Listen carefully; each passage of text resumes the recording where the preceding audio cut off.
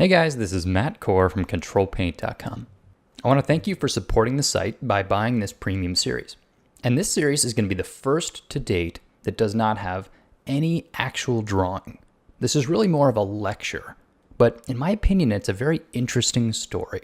So even though I won't be drawing on screen, you hopefully will learn a lot about why images look the way they do. And in turn, you'll be able to apply those techniques to your own drawings and have much more interesting design as a result. So I want to start off by introducing a familiar character. Theoretically, he is a hedgehog. But as you know, hedgehogs don't actually look like this in real life. This guy is blue and he wears tennis shoes. So he's not an example of traditional drawing. If I were to sit you in front of a still life, you would do well to copy exactly what you see. Well, once you get into the world of design, you get to start making choices. You are the master of the white canvas.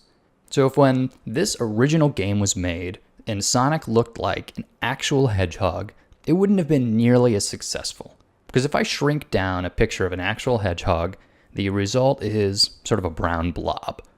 But if I shrink down this picture of Sonic the Hedgehog, he is still readable.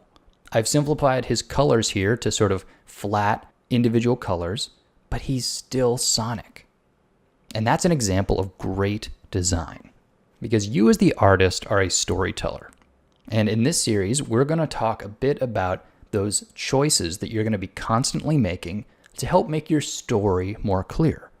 So if you want a character to look scary, you're going to do different choices than if you want your character to look cute. And over the course of these videos, we're going to talk about the individual aspects of visual language that'll help you make these choices in a repeatable way. So you're not just randomly drawing and hoping something ends up cute. Because like it or not, this is a language that you are already familiar with. You may not be able to speak it, but you can certainly read it.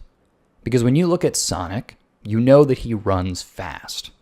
When you look at these two guys, you know that one's a good guy and one's a bad guy. You may have never seen Star Wars before, but you just know.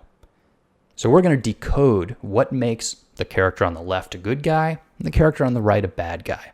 And actually, let's talk about Darth Vader for a minute, because this guy is iconic evil. Even if you've never seen Star Wars, you probably have seen his shape. You know this guy. Well, here are some examples that show that there's a difference between design and execution. All these drawings were made with different media. In fact, one's just a Lego. Nobody even drew that. But each one of them is obviously Darth Vader. So what this shows is that the shape and costume, the visual language that is Darth Vader, is totally separate from the way you draw him. You could be a little kid in the bottom left-hand corner drawing it with marker, or an accomplished artist drawing it with paint, and either way you are still drawing the same design. So that's one of the reasons that this series is not going to be technique heavy. It's all going to be the theory of what makes a design read well, what makes Darth Vader look menacing. And throughout this series, I'm going to be showing a variety of examples, because face it, our pop culture is filled with great design.